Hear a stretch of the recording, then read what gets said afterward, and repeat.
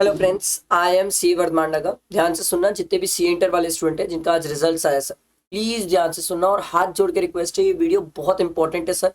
क्योंकि मैंने अभी तक सवेरे से 150 प्लस कॉल्स अटेंड किए, बात किया स्टूडेंट से पर्सनली 1 to 1, चाहे वो मेरा स्टूडेंट हो या ना हो। और उनसे बात करके अभी भी बहुत सारे स्टूडेंट्स हैं, मतलब 200-250 मैसेजेस अभी भी मेरे पास पेंडिंग है, प्लस 25 कॉल्स और जो स्टूडेंट्स के हैं वो भी है। तो मैं सबको रिप्लाई करूंगा, बट इम्पॉर्टेंट ये कि इस वीडियो में वो जो स्टूडेंट्स हैं, जो स्टूडेंट्स दिक्कतें फेस किए हैं, जो रिजल्ट्स के बाद की कहानियां हैं, वो मैं आपके साथ शेयर करना चाहता हूँ। जो पास हुआ है, जो नहीं हुआ है, दोनों की कहानियां हैं सर, और दोनों ने मुझे बहुत सारी चीजें समझाई है। तो मैं आपके साथ शेयर कर रहा हूँ, आप ध्यान से सुन लो, क्योंकि ये बहुत हेल्प करेगा स्टूडेंट्स को और बहुत ही काम किए ये जनवरी 25 के लिए सर। तो जितने स्टूडेंट्स पास आउट हुए सर, उन सबको congratulations. Great sir, very nice, good, congratulate sir. जो स्टूडेंट्स ये फाउंडेशन क्लियर आउट किए, वेरी नाइस सर, गुड। इस बार रिजल्ट फाउंडेशन का पिछली बार से बेटर है। अब बात वो है सर, जो स्टूडेंट क्लियर नहीं किए, ये बहुत सारे स्टूडेंट हैं और इनके मेरे पास कॉल और मैसेज, बाप रे बाप, मैं थक गया हूँ सवेरे से रिप्लाई करते करते और मेरी आवाज, but still I am saying कि मैं रिप्लाई सबको करूंगा। हैव पेशेंस, वर्धमान सर ने वादा किया है, मैंने अपना नंबर भी टेलीग्राम में शेयर किया है, मैं आपको रिप्लाई करूंगा। इस वीडियो के डिस्क्रिप्शन में भी अपना नंबर प्रोवाइड कर दूंगा, मैं आपको रिप्लाई करूंगा। थोड़ा पेशेंस रखना सर, क्योंकि बहुत सारे लोग हैं, ठीक है। तो लेट्स स्टार्ट। मैंने स्टूडेंट्स की जितनी दिक्कतें थी ना सर, वो दिक्कतों को कॉपी में लिखा है।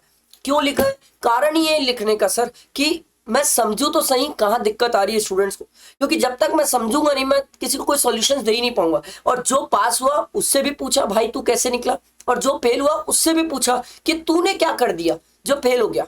तो सर दोनों की बातें, प्लीज रिक्वेस्ट है, हाथ जोड़ के थोड़ा आराम से पेशेंटली सुनना और फ्रेंड्स को शेयर करना, ठीक है, और लाइक करना। चलो लेट्स स्टार्ट। सबसे पहली चीज सर, बहुत सारे स्टूडेंट ऐसे हैं जिनका ग्रुप 1 क्लियर नहीं हुआ, बहुत सारे स्टूडेंट ऐसे जिनका ग्रुप 2 क्लियर नहीं हुआ। सर जिनका ग्रुप 2 क्लियर नहीं हुआ, उनसे मैं अभी एज सच कोई खास बात नहीं कर रहा हूं, क्योंकि मेरा जो सब्जेक्ट है, मेरी जो एक्सपर्टीज है, वो ग्रुप 1 पे, क्योंकि ग्रुप 1 में ही मेरा टैक्स सब्जेक्ट है। तो मैं ग्रुप 1 से रिलेटेड स्टूडेंट पे कंसर्न हूं। तो जो स्टूडेंट ग्रुप 2 के हैं, जिनका क्लियर आउट नहीं हुआ है, वो स्टूडेंट ये वीडियो स्किप कर सकते हैं, वो अपने तरीके से अपने वे पे प्रिपरेशन कर सकते हैं। जो स्टूडेंट जिनका ग्रुप 1 क्लियर नहीं हुआ है, अब मेरी बात एकदम ध्यान से सुनेंगे सर। बात क्या हुई है? बात ये है सर कि accounts, law and tax paper तो ये 3 ही थे सर। ये आया था टफ, ठीक है, ये मैनेजेबल पेपर थे, मतलब इजी भी नहीं बोल सकता, बट हाँ मैनेजेबल थे, मॉडरेट लेवल पे थे सर पेपर्स की, स्टूडेंट मैनेज कर सकता था। स्टूडेंट्स के अकाउंट्स पेपर अच्छे गए थे, लॉ मीडियम गया था और टैक्स बेकार गया था, क्योंकि टैक्स वॉज टफ। स्टूडेंट्स ने जैसे तैसे भी टैक्स को अटेंड करके आया था। बट जब मार्क्स की कहानी हुई तो हुआ ये कि टैक्स में स्टूडेंट्स के अनएक्सपेक्टेड मार्क्स आए। कोई जो 40 भी नहीं सोचा था, उसका 48-50 तक पहुंच गया। तो टैक्स में मार्क्स अच्छे मिले सर, ठीक है, मार्क्स अच्छे मिले। बट जब बात लॉ और अकाउंट्स की चेकिंग की हुई, तो स्टूडेंट सबसे बड़ा परेशान ये है कि सर इसमें चेक कैसे हुआ है, समझ ही नहीं आ रहा है सर। अब जब इनमें स्ट्रिक्ट चेकिंग हुई, स्ट्रिक्ट चेकिंग के कारण बहुत सारे स्टूडेंट है जो एग्जामिशन से रह गए, बहुत सारे स्टूडेंट है जो एग्रीगेट से रह गए, और बहुत सारे स्टूडेंट है जो जिन्होंने ये दोनों सब्जेक्ट क्लियर भी नहीं कर पाया। बहुत सारे स्टूडेंट ऐसे, और जो लोग सोच रहे थे टैक्स में पास भी नहीं होंगे, वो पास भी हो गए सर टैक्स में। तो अब बात क्या हुई कि स्टूडेंट मेरे को ये बोला, सर अब हम जनवरी के लिए क्या करें, हमें ये बताइए सर, क्योंकि ये दिक्कतें मैंने लिखा है स्टूडेंट्स की। तो जनवरी में स्टूडेंट मेरे से ये पूछ रहा है, सर मैं करूँ तो करूँ क्या? टैक्स में सोचा था फेल होऊंगा, पास हो गया हूँ। अकाउंट्स और लॉ में सोचा था एग्जामिशन आएगी, सर कहाँ 42, 45, 50 में रोक दिए सर, और कुछ लोग तो 30s में रुक गए सर। तो करे क्या? अब मैं आपको ध्यान से सुनना, मैं कुछ आपको बातें बताता हूँ, बहुत इंपॉर्टेंट है सर। अब पहला क्वेश्चन ये आता है सर, हम लिख के आए हैं, हमने एग्जाम्स अच्छे से दिया, हमारे हिसाब से पेपर अच्छा गया, सर क्या हम रीचेक के लिए डाल सकते हैं? डेफिनेटली सर, आप रीचेक वेरिफिकेशन के लिए डाल लो सर, जो आपको करना है सर, वेरिफिकेशन वगैरह, रीचेक वगैरह ये करवा लो।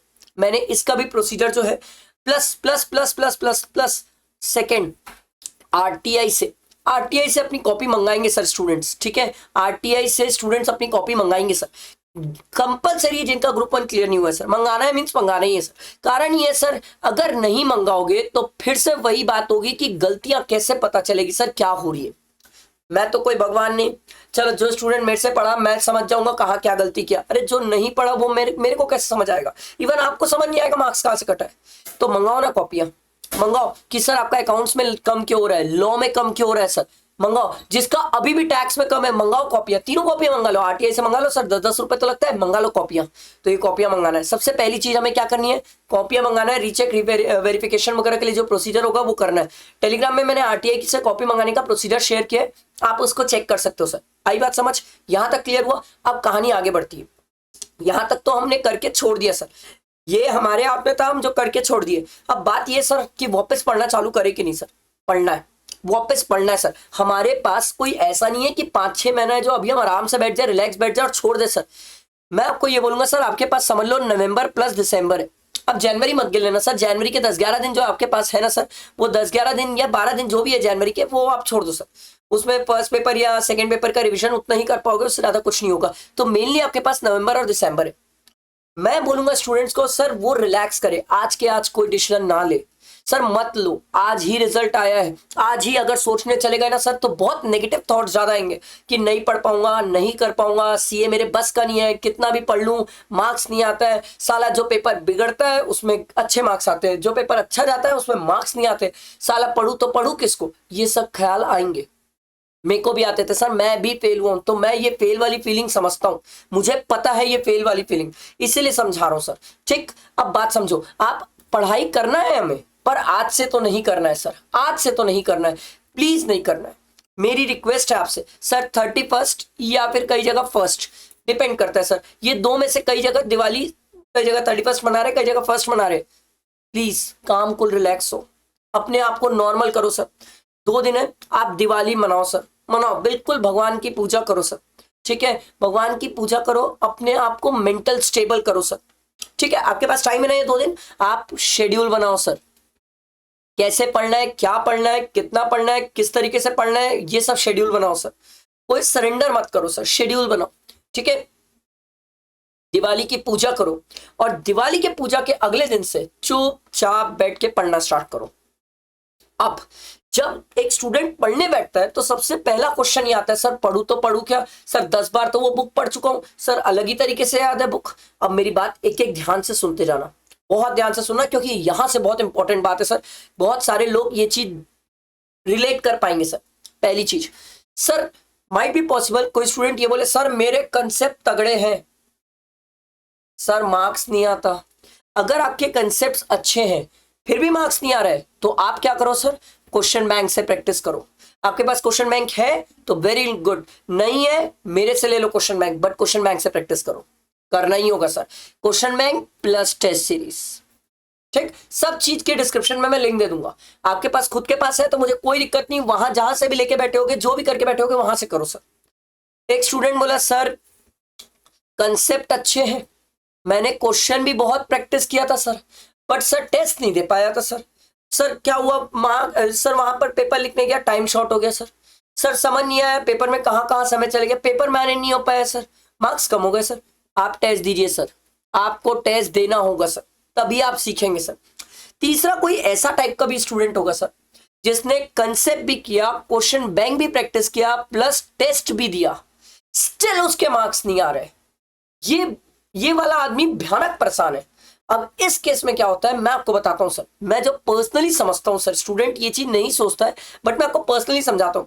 होता ये है कि आप लोगों को क्या होता है, एक ही क्वेश्चन बैंक या क्वेश्चन बैंक से कर करके वो क्वेश्चंस रटा जाते हैं, याद हो जाते हैं। आपको लगता है आपको रिविजन से कंसेप्ट पूरे याद हो गए, पर कई जगह आपके कंसेप्ट लैकिंग होती है सर।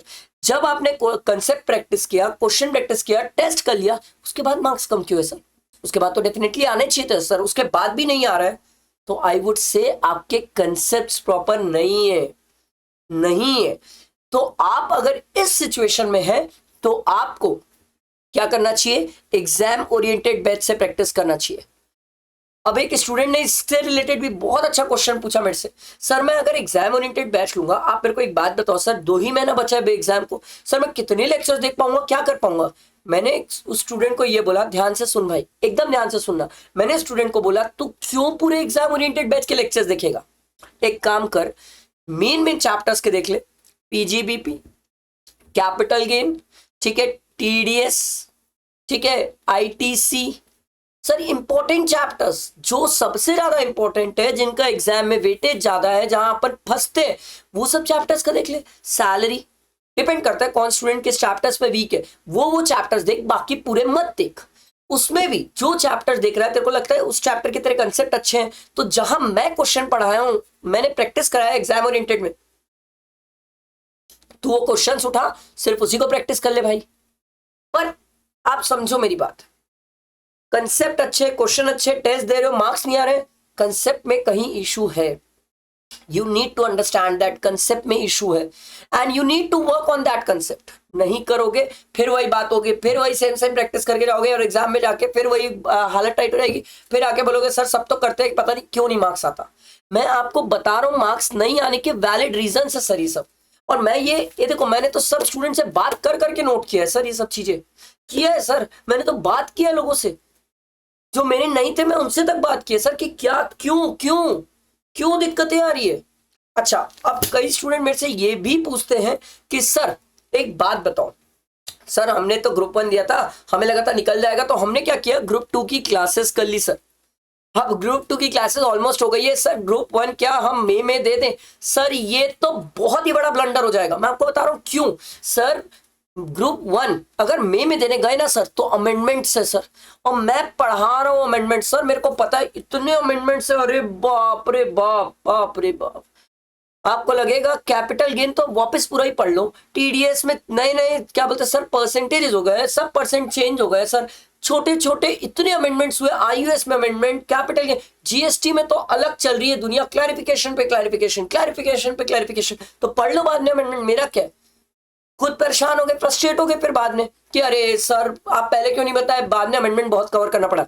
अभी जनवरी में पढ़ो, जनवरी आपका टैक्स पढ़ा हुआ है सर, जनवरी में आपको दिक्कत नहीं आएगी, सब चीज कवर की हुई है, थोड़ी मेहनत सही कर लिए तो निकल जाओगे जनवरी में। बट अगर आपने लापरवाही की, मजाक कर दिया, तो फिर पढ़ना मई में, मेरा क्या है सर, पढ़ो। मेरा तो मई के लिए भी एग्जाम ओरिएंटेड बैच आएगा, बट फिर मेहनत लगेगी सर, फिर आपको कुछ चैप्टर्स तो पूरे ही देखना पड़ेंगे सर, आप वहां पर छोड़ ही नहीं पाओगे, क्योंकि अमेंडमेंट्स अच्छे खासे तगड़े हैं सर, आपको ही पता है हर मई टू मई अमेंडमेंट्स आना ही है सर, ये चीज समझो सर। अब अगला एक स्टूडेंट का और भी एक क्वेश्चन था, सर क्या सितंबर एंड जनवरी में बहुत अमेंडमेंट है टैक्स में? नो सर नहीं है, थोड़े बहुत है, दो तीन अमेंडमेंट है, वो मैंने सर यूट्यूब में ऑलरेडी डाल चुका है सर अमेंडमेंट, तो आप वो अमेंडमेंट वीडियो देखना चाहते हो तो देख सकते हो, वहां से कवर अप हो जाएगा सर।